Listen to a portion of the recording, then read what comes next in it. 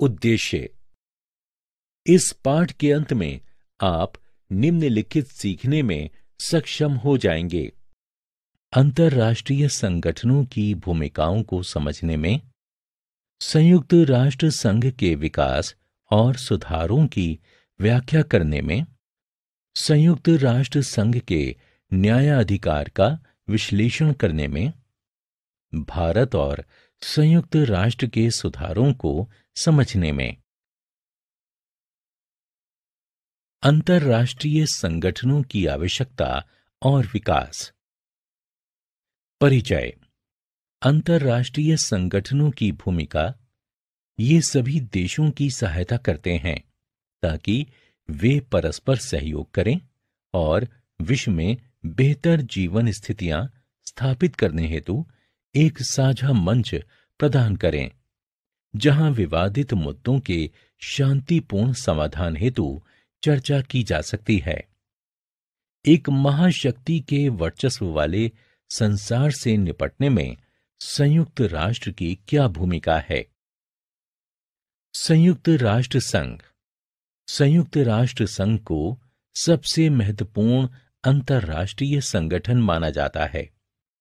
मानवता की शांति और प्रगति के लिए ये एक महान आशा का प्रतीक है। परंतु क्या संयुक्त राष्ट्र संघ आवश्यक है? कुछ लोगों का कहना है कि अंतर्राष्ट्रीय संगठन हर मर्ज की दवा नहीं है। वे इसे बतकही चौपाल कहते हैं। परंतु ये संगठन युद्ध और शांति के दौरान सहायता करते हैं। देश अपने मुद्दों पर चर्चा कर सकते हैं और युद्ध में जाने के स्थान पर शांतिपूर्ण समाधान खोज सकते हैं। मिलकर काम करना। राष्ट्रों द्वारा मिलकर काम करने से रोगों जैसी समस्याओं का उन्मूलन किया जा सकता है। यदि संसार के राष्ट्र अपनी अपनी जनसंख्या के टीकाकरण में सहयोग करते हैं तो इसे समाप्त किया जा सकता है। संसार यदि साथ मिलकर कार्य करे तो विश्वव्यापी ताप वृद्धि को भी नियंत्रित किया जा सकता है और प्रत्येक देश अपना स्वयं का समाधान ढूंढ सकता है। संयुक्त राष्ट्र का विकास। 20 अक्टूबर 1945 को 51 देशों द्वारा द्वितीय विश्व चार्टर के तुरंत बाद संयुक्त राष्ट्र की स्थापना लीग ऑफ नेशंस, जो द्वितीय विश्व युद्ध को रोक नहीं सकी, उसके क्रमानुयायी के रूप में की गई थी। इसका मुख्यालय न्यूयॉर्क में है। संयुक्त राष्ट्र के 192 सदस्य राष्ट्र हैं। संयुक्त राष्ट्र के प्रमुख अंग आम सभा और सुरक्षा परिषद हैं। संयुक्त राष्ट्र की संरचना। संयुक्त राष्ट्र का महासचिव इसका प्रतिनिधिक प्रमुख है। सामाजिक और आर्थिक मुद्दों से निपटने के लिए संयुक्त राष्ट्र की कई विशेषज्ञ एजेंसियां हैं, जैसे UNDP, WHO, UNHRC, UNHCR, UNESCO और यूनिसेफ आदि हैं। ये विश्व को एक साथ लाने के लिए कुशल ढंग से कार्य कर रही हैं। संयुक्त राष्ट्र में सुधार। सुधार संयुक्त राष्ट्र के सुरक्षा परिषद की कार्यपद्धति में संगठन की संरचना और प्रक्रियाओं में सुधार चर्चा के सबसे बड़े मुद्दे हैं। इसकी स्थायी और अस्थायी सदस्यता की मांग बढ़ रही है और एशिया, अफ्रीका और दक्षिणी अमेरिका से इसके लिए प्रस्ताव भेजे गए हैं। अमेरिका और अन्य पश्चिमी देश बजटीय प्रक्रियाओं और प्रशासन में सुधार चाहते हैं। हुए परिवर्तन। सोवियत संघ के विघटन के पश्चात अमेरिका सबसे प्रबल शक्ति है। चीन और भारत भी उभरती हुई शक्तियां हैं। नए देश संयुक्त राष्ट्र में सम्मिलित हुए हैं और नरसंहार, गृह युद्ध, नस्लीय विवाद, आतंकवाद परमाणविक प्रसार, जलवायु परिवर्तन, पर्यावरणीय हानि और महामारियां जैसी चुनौतियों से सामना हो रहा है। सुधारों के प्रकार। समय के साथ संयुक्त राष्ट्र को 2 प्रकार के सुधारों का सामना करना पड़ रहा है। पहला, संगठन की संरचना और प्रक्रियाएं, और दूसरा, उन मुद्दों की समीक्षा जो संयुक्त राष्ट्र के न्याय अधिकार में आते हैं, जैसे वीटो शक्ति केवल स्थायी सदस्यों के ही पास क्यों, शक्तिशाली राष्ट्रों का वर्चस्व और शांति और सुरक्षा मिशनों आदि में अधिक प्रभावी भूमिका निभाना। क्या आवश्यक है? 1989 में शीत युद्ध की समाप्ति के पश्चात विश्व के सामने ये प्रश्न था, क्या संयुक्त राष्ट्र का कार्य पर्याप्त है? जो इसे करना चाहिए, क्या ये उसे करने के लिए सुसज्जित है? इसे क्या करना चाहिए और कैसे? संयुक्त राष्ट्र के कार्य को बेहतर बनाने के लिए कौन से सुधार आवश्यक हैं? पिछले 1.5 दशक से सदस्य राष्ट्र इन प्रश्नों के संतोषजनक और व्यवहारिक उत्तर खोजने का प्रयास कर रहे हैं। संरचनाओं और प्रक्रियाओं में सुधार। संयुक्त राष्ट्र प्रस्ताव। सन 1992 में संयुक्त राष्ट्र की आम सभा में एक प्रस्ताव पारित किया गया था, जिसमें 3 मुख्य शिकायतें प्रतिबिंबित थीं। सुरक्षा परिषद राजनीतिक वास्तविकताओं का प्रतिनिधित्व नहीं करती है। निर्णयों में केवल पश्चिमी मूल्यों और हितों की छाप होती है और इसमें बराबर का प्रतिनिधित्व नहीं है। 1 जनवरी 1997 को संयुक्त राष्ट्र के महासचिव ने एक जांच प्रारंभ करा दी। नए सदस्यों के लिए मानदंड। नए स्थायी और अस्थायी सदस्यों के लिए मानदंड प्रस्तावित किए गए हैं। ये एक प्रमुख आर्थिक और सैन्य शक्ति होनी चाहिए। संयुक्त राष्ट्र बजट में महत्वपूर्ण योगदानकर्ता जनसंख्या के लिहाज से बड़ा हो, लोकतंत्र और मानवाधिकारों का सम्मान करता हो और परिषद को अधिक प्रतिनिधित्वकारी बना सके। लाभ और हानियां। इन मानकों की अर्थव्यवस्था के आधार पर या सैन्य शक्ति को कैसे परिभाषित किया जा सकता है, किस स्तर का बजट आदि, इन सबसे परिषद के प्रभावी सदस्य कैसे बन सकते हैं। वीटो संघर्ष। कुछ लोग इस बात पर बल दे रहे हैं कि 5 स्थायी सदस्यों की वीटो यानी निषेधाधिकार समाप्त की जानी चाहिए। सुरक्षा परिषद में 5 स्थायी और 10 अस्थायी सदस्य हैं। विश्व युद्ध के पश्चात विश्व में स्थिरता लाने के लिए स्थायी सदस्यों को विशेषाधिकार प्रदान किया गया। अस्थायी सदस्यता एक समय में केवल 2 वर्षों के लिए ही मिल सकती है और उन्हें वीटो शक्ति उपलब्ध नहीं है और वो राष्ट्र फिर से शीघ्र निर्वाचित नहीं हो सकता। वीटो शक्ति।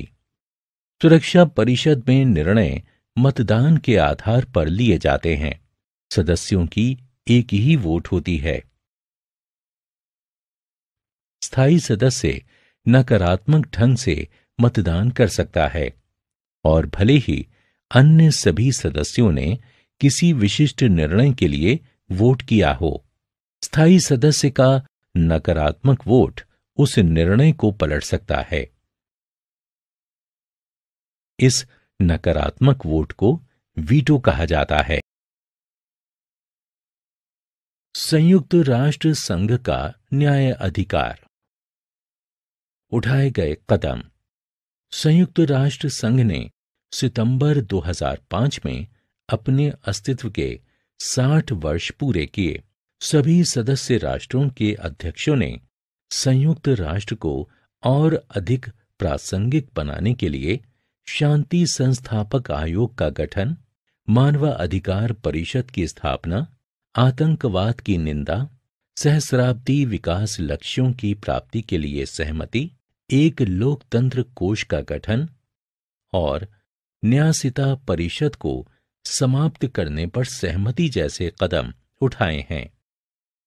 विवाद के मुद्दे। कई विवादास्पद मुद्दे थे, जैसे विश्व भर में कई संघर्ष चल रहे हैं और शांति संस्थापक आयोग को क्या करना चाहिए, कहां हस्तक्षेप करे या हर विवाद में दखल देना संभव या उचित होगा। अंतर्राष्ट्रीय समुदाय का क्या उत्तरदायित्व है, मानवाधिकारों की भूमिका और मानवाधिकारों के हनन का स्तर और क्या कार्यवाही करनी है, उसका निर्णय कौन करेगा। और विकासशील देशों के लिए सहस्राब्दी विकास लक्ष्यों और उसमें सूचीबद्ध अन्य लक्ष्यों को कैसे प्राप्त किया जा सकता है। संयुक्त राष्ट्र एजेंसी अंतर्राष्ट्रीय मुद्रा कोष IMF। अंतर्राष्ट्रीय मुद्रा कोष विदेशी वित्तीय संस्थानों और विनियमों का पर्यवेक्षण करता है।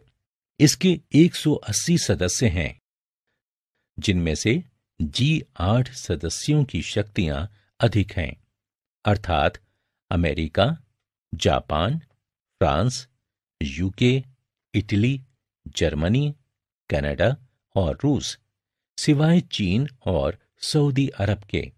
अकेले अमेरिका के 16.75% मताधिकार हैं।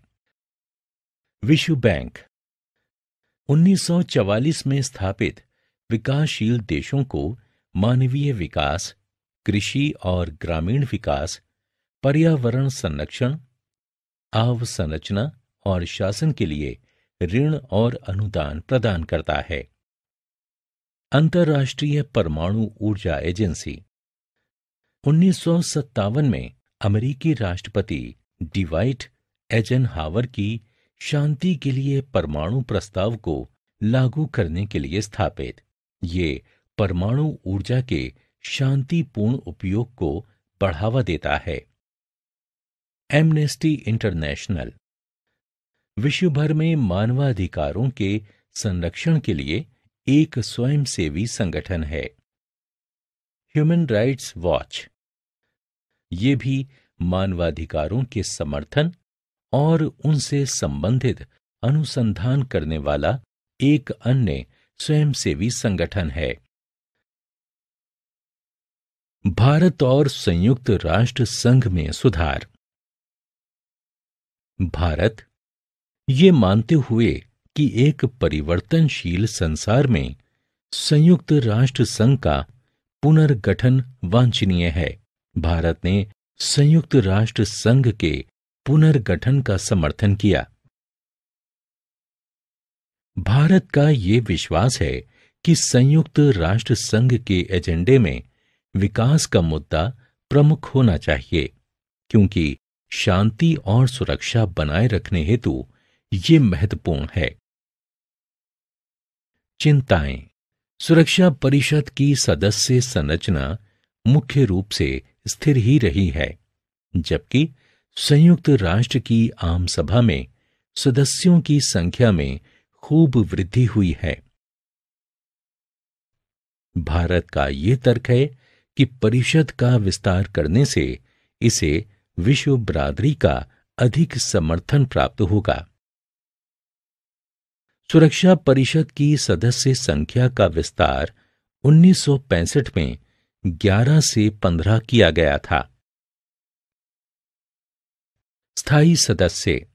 पुनर्गठित संयुक्त राष्ट्र संघ में भारत स्वयं एक स्थायी सदस्य बनना चाहता है, क्योंकि ये विश्व में सबसे बड़ी जनसंख्या वाला दूसरा देश है और विश्व का सबसे बड़ा लोकतंत्र है। भारत ने संयुक्त राष्ट्र के लगभग सभी पहलों में भाग लिया है। अंतर्राष्ट्रीय फलक पर भारत तेजी से एक आर्थिक शक्ति बनकर उभर रहा है।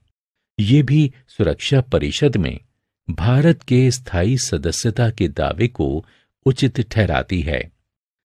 भारत संयुक्त राष्ट्र को नियमित रूप से वित्तीय योगदान करता रहा है। प्रतिवाद। कुछ देश भारत के पाकिस्तान के साथ कठिन संबंधों, परमाणु हथियारों की क्षमताओं के कारण सुरक्षा परिषद में भारत को स्थायी सदस्य के रूप में सम्मिलित करने पर प्रश्न उठाते रहे हैं।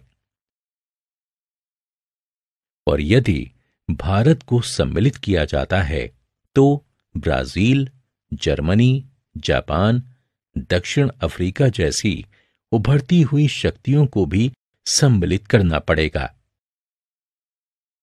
अमेरिका और फ्रांस अफ्रीका और दक्षिण अमेरिका को भी सम्मिलित करने का समर्थन करते हैं, क्योंकि वर्तमान ढांचे में उनका कोई प्रतिनिधित्व नहीं है। एक ध्रुवीय विश्व में संयुक्त राष्ट्र संघ। चिंताएं। कुछ देशों को ये आशा रही है कि वर्तमान एक ध्रुवीय विश्व में, जहां अमेरिका बिना किसी गंभीर प्रतिद्वंद्विता के सबसे अधिक ताकतवर देश है, संयुक्त राष्ट्र संघ इन बदलावों के पश्चात कारगर ढंग से काम कर पाएगा। चिंता का विषय यह है कि क्या संयुक्त राष्ट्र अमेरिकी प्रभुत्व के विरुद्ध संतुलनकारी भूमिका निभा सकता है, या क्या ये अमेरिका और शेष विश्व के बीच संवाद कायम करके अमेरिका को अपनी मनमानी करने से रोक सकता है। संयुक्त राज्य अमेरिका। संयुक्त राष्ट्र संघ अमेरिकी प्रभुत्व के विरुद्ध संतुलन बैठाने का कार्य नहीं कर सकता, क्योंकि 1991 के पश्चात से अमेरिका ही एकमात्र महाशक्ति है और किसी भी अंतर्राष्ट्रीय संगठन की आर्थिक और सैन्य रूप से अनदेखा कर सकता है। अपनी वीटो शक्ति से अमेरिका अपने हितों को प्रभावित होने वाले किसी भी प्रस्ताव को रोक सकता है और साथ ही संयुक्त राष्ट्र संघ के महासचिव के चयन में भी अमेरिका की बात का बहुत महत्व है। एक ध्रुवीय विश्व।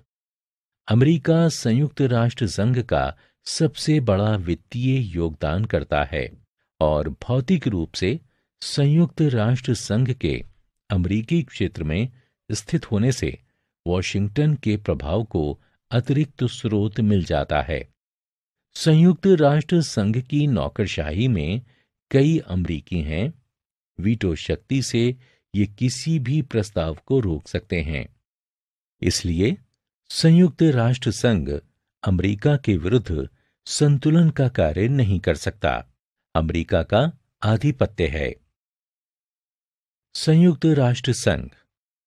अमेरिका की उपयुक्त सभी ताकतवर गतिविधियों के बावजूद संयुक्त राष्ट्र संघर्षों के समाधान और सामाजिक और आर्थिक मुद्दों से निपटने हेतु विश्व को साथ लाने का कार्य कर रहा है।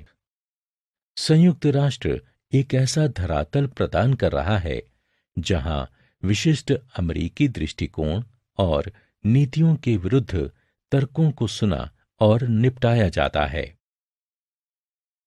सारांश। हमने जो कुछ सीखा है उसे संक्षेप में दोहराएं। संयुक्त राष्ट्र को सबसे महत्वपूर्ण अंतर्राष्ट्रीय संगठन माना जाता है। ये मानवता की शांति और प्रगति की महान आशा का प्रतिनिधित्व करता है। सभी राष्ट्रों द्वारा मिलकर कार्य करने से रोगों का उन्मूलन किया जा सकता है। यदि विश्व के राष्ट्र अपनी अपनी जनसंख्या के टीकाकरण में सहयोग करें तो रोगों को समाप्त किया जा सकता है। संयुक्त राष्ट्र संघ की स्थापना द्वितीय विश्व चार्टर के तुरंत पश्चात 20 अक्टूबर 1945 को 51 राष्ट्रों द्वारा लीग ऑफ नेशंस, जो 1939 और 1945 के विश्व युद्ध को नहीं रोक सकी, उसके क्रमानुयायी के रूप में स्थापित किया गया था।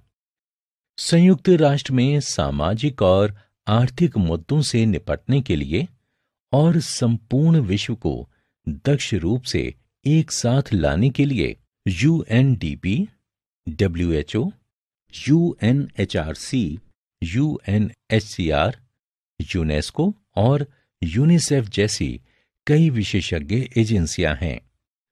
संयुक्त राष्ट्र संघ के सितंबर 2005 में 60 वर्ष पूरे होने पर सभी सदस्य राष्ट्र प्रमुखों ने संयुक्त राष्ट्र को और अधिक प्रासंगिक बनाने के लिए कदम उठाए हैं।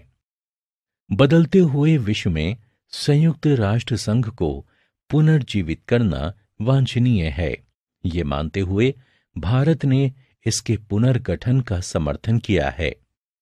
1991 के पश्चात से अमेरिका ही एकमात्र महाशक्ति है, इसलिए संयुक्त राष्ट्र संघ अमेरिका के वर्चस्व के विरुद्ध संतुलन नहीं बना सकता, क्योंकि वो किसी भी अंतर्राष्ट्रीय संगठन को आर्थिक और सैन्य रूप से अनदेखा कर सकता है।